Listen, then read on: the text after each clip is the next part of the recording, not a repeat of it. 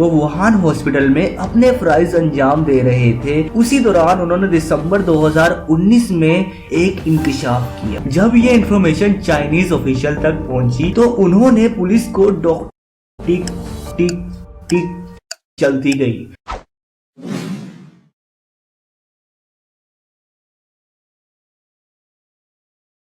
السلام علیکم، میں ہوں ندیم شاہد اور تمام سننے اور دیکھنے والوں کو خوش آمدید کہتا ہوں۔ حضرت علی رضی اللہ تعالیٰ عنہ سے کسی نے پوچھا، مجھے کیسے پتا چلے گا جو مصیبت مجھ پہ آئی ہے وہ اللہ کی طرف سے آزمائش ہے یا اللہ کی طرف سے سزا ہے؟ تو اس پر حضرت علی رضی اللہ تعالیٰ عنہ بولے، جو مصیبت تجھے اللہ کی طرف لے جائے وہ آزمائش، اور جو تجھے اللہ سے دور کر دے وہ سزا۔ خیر، آج ہم بات کریں گے ڈاکٹر لی ونلینگ کی۔ چائنا کے doctor Li ونلینگ Wuhan central hospital میں بطور معالج کام کرتے تھے۔ 2011 میں انہوں نے اپنی گریجویشن مکمل کی اور طب چشم کے ماہر بنے۔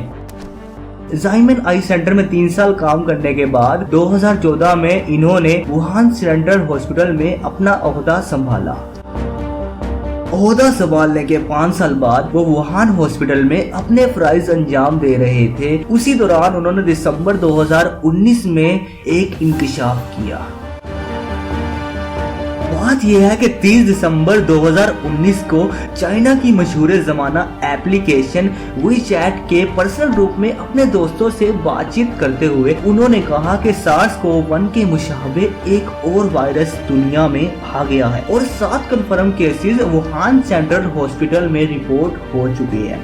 انہوں نے مزید وائرس کی پکچرز اور CT اسکین رپورٹس کی ویڈیوز گروپ میں شیئر کی۔ یہ بھی بتایا کہ پیشنٹس کو ایمرجنسی روم میں آئسولیٹ کر دیا گیا اور تنبیہ کیا کہ ابھی اس انفارمیشن کو کسی کے ساتھ نہ شیئر کیا جائے ماں سوائے اپنوں کے۔ لیکن کسی نے چیٹ کی اسکرین شاٹ سوشل میڈیا پر اپلوڈ کر دی اور وہ وائرل ہو گیا۔ جب یہ انفارمیشن چائنیز آفیشل تک پہنچی تو انہوں نے پولیس کو ڈاکٹر لی ونلینگ کو ریسیو کرنے بھیج دیا۔ آفیشلز نے شاید اس بات کو غلط افواہ سمجھتے ہوئے یا کسی اور بنا پر انہیں رانگ انفارمیشن پھیلانے سے تنبیہ کیا۔ ظاہر سی بات ہے کہ کنٹری کیوں خود کو دنیا میں بدنام کرنا چاہے گی۔ ان سے لیٹر آف ایڈمونیشن سائن کروایا جس میں ان سے غلطی ایکسپٹ کروائی گئی۔ پھر انہیں ریلیز کر دیا گیا اور وہ اپنے عہدے پر 8 جنوری کو واپس آ گئے۔ ڈاکٹر کے فرائض انجام دیتے ہوئے 10 جنوری کو ڈاکٹر لی کی طبیعت ناساز ہو گئی۔ ان کو بھی نوول کرونا وائرس جیسی علامات ظاہر ہونا شروع ہو گئی، لائک سوکھی کھانسی، بخار۔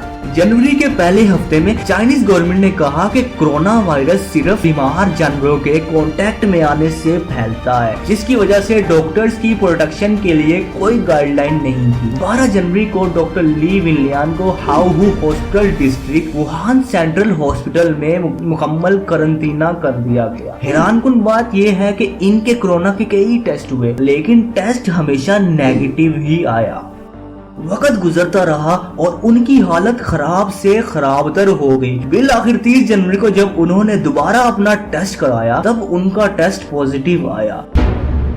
ان کے ساتھ ساتھ ان کے امی ابو کو بھی یہ بیماری لگ چکی تھی۔ کہنے والے کہتے ہیں کہ ڈاکٹر لی کو یہ وائرس 8 جنوری کو ایک عورت کو چیک کرتے ہوئے لگا جو کہ کرونا کی مریضہ تھی۔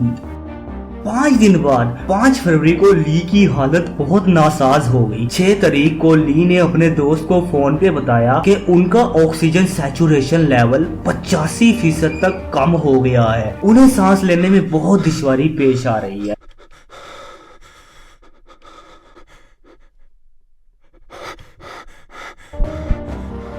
تھوڑی دیر بعد انہیں ہاسپٹل کے ایمرجنسی روم میں منتقل کر دیا گیا۔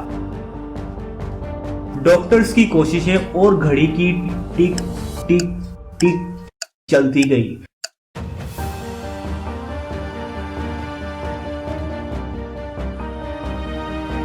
لیکن ڈاکٹرز ڈاکٹر لی کو بچا نہ پائے۔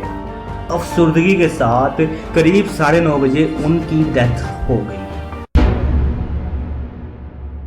हॉस्पिटल ने 7 फरवरी रात के आखिरी पहर करीब 2:58 पे ऐलान कर दिया कि डॉक्टर ली विलियंग वफात पा चुके हैं। 2 करोड़ के करीब लोगों ने इस ऐलान की लाइव स्ट्रीम देखी। अफसोस के साथ नोवेल कोरोना वायरस की अवेयरनेस फैलाने वाला ही कोरोना की वजह से चल बसा।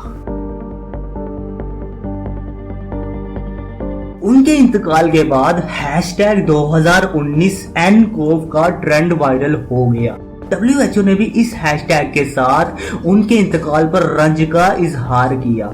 साथ साथ #We want freedom of speech hashtag भी ट्रेंड करने लग गया। डॉक्टर ली के इस कंट्रीब्यूशन को शायद कोई ना भुला पाए। सलाम है ऐसे डॉक्टर को। अब बात करते हैं इस डिजीज की। ये कॉन्टेजियस डिजीज की तरह इंसान से इंसान में मुंतकिल होता है। ये जूनोटिक डिजीज है। जूनोटिक डिजीज इसलिए ज्यादा खतरनाक है क्योंकि ज्यादातर जानवरों की बीमारियों के मुतालिक डॉक्टर्स को कम इल्म होता है। अगर ये ह्यूमन डिजीज होता तो antibiotic, steroid, stem cell therapy से इसका इलाज मुमकिन था। कभी कभी तो जूनोटिक डिजीज इंसानी बीमारियों के साथ मिलकर नई किस्म की बीमारियां बना देते हैं, जिसकी वजह से अक्सर ये वायरसेस ला इलाज हो जाते हैं या इनका इलाज आने में टाइम लगता है। इस वायरस का अभी इलाज बस करंटीना है। खुद को और अपने अपनों को महफूज रखें। अभी हम इस संगीन बीमारी को समझ नहीं पाए, इसीलिए इसका इलाज नामुमकिन है। जो वक्त गया उसे हम वापस नहीं ला सकते, लेकिन हम कम से कम खुद को और दूसरों को तो महफूज रख सकते हैं ना। आपको बताता चलूं कि सन 2002-2003 में आने वाला SARS-CoV-1 जो कि करीब 27 मुल्कों में फैला और 8000 लोग इससे इन्फेक्ट हुए की वैक्सीन भी अभी मार्केट में मौजूद नहीं है। वो वायरस इसलिए कंट्रोल में आया कि शुरू के मराहिल में उन ममालिक ने खुद को करंटीना कर लिया था और साल के वक्फे में सब उससे रिकवर हो गए थे। हालांकि वो वायरस इस वायरस से ज्यादा मोहलिक था। WHO के मुताबिक 2003 के बाद उसका कोई केस दुनिया में नहीं देखा गया। अब ये हम पर है कि हम कितना गवर्नमेंट की बातें मानते हैं। Stay home, stay safe. Video पसंद आने की सूरत में आप लाइक कर सकते हैं। कमेंट सेक्शन में अपनी कीमती मालूमात सबके साथ शेयर करें। अगर आप चाहते हैं कि मैं फ्यूचर में आपके लिए मजीद इंफॉर्मेटिव वीडियोस लेकर आऊं तो आप इन्फो नदीम यूट्यूब चैनल को सब्सक्राइब कर सकते हैं। And stay safe. शुक्रिया। अल्लाह हाफिज।